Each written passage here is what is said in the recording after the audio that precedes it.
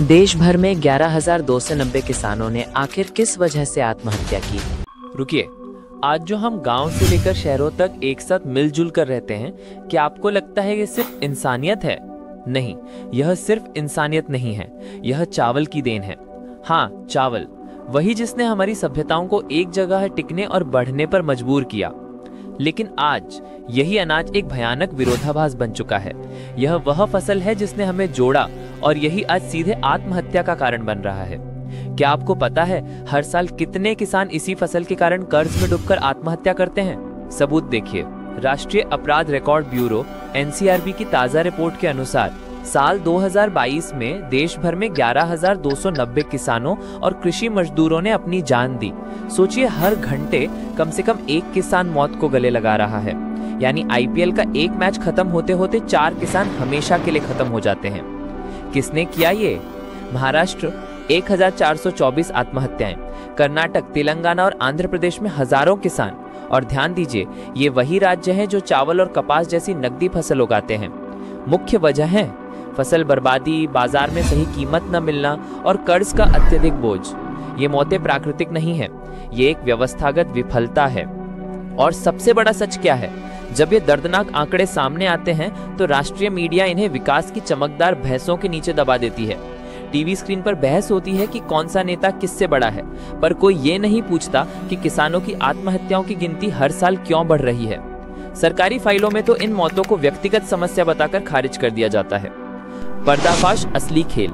MSP, minimum support price, कागज पर सुनने में कितना अच्छा लगता है, लेकिन हकीकत यह है कि छोटे किसान तक यह पहुंचता ही नहीं है। बड़े व्यापारी और कॉर्पोरेट स्टोरेज और ट्रांसपोर्ट में मोटा मुनाफा कमाते हैं और छोटा किसान कर्ज चुकाने के लिए फिर से अगले सीजन की उम्मीद पर जीता है। यह विरोधाभासी असली दर्द है। जिस अनाज ने हमें जोड़ा, आज उसी की खेती सीधे आत्महत्या का कारण बन रही है। अब सोचिए किसान की कहानी। तेलंगाना का रामलाल 2 एकड़ जमीन का मालिक। पिछले साल बारिश कम हुई तो फसल आधी रह गई। मंडी में जब वो धान बेचने गया तो सरकारी दर से नीचे दाम मिला। ट्रैक्टर, बीज और खाद के कर्ज ने उसे दबा दिया। बैंक ने नोटिस भेजा, साहूकार रोज धमकाने आया। आखिरकार उसने वही किया जो 11,000 से ज्यादा किसान हर साल करते हैं, उसने आत्महत्या कर ली। रामलाल की कहानी अकेली नहीं है, ये लाखों किसानों की आवाज है जिसे हम सुनना ही नहीं चाहते। अब राजनीति का दूसरा पहलू। आज की व्यवस्था गेहूं और बड़े उद्योगों को प्रोत्साहन देती है। अनाज की मंडियां में गेहूं के लिए भंडारण, निर्यात और पॉलिसी सपोर्ट है, लेकिन धान किसान अकेला खड़ा रह जाता है और उस पर दोहरी मार पड़ती है मीडिया और डाइट गुरुओं की।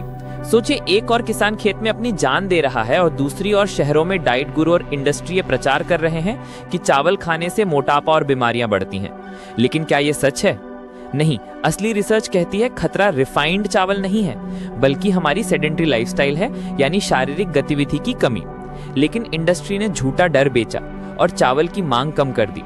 इसका सीधा असर किस पर पड़ा? किसान पर। तो सवाल ये नहीं है कि चावल अच्छा है या बुरा, असली सवाल ये है कि चावल उगाना इतना खतरनाक क्यों हो गया है। अब सोचिए, सच ये है कि चावल खराब नहीं है, खराब है वह व्यवस्था जो छोटे किसानों की आवाज को दबा देती है। खराब है वह राजनीति जो अनाज के दाम तय करती है पर किसान की जान की कीमत भूल जाती है।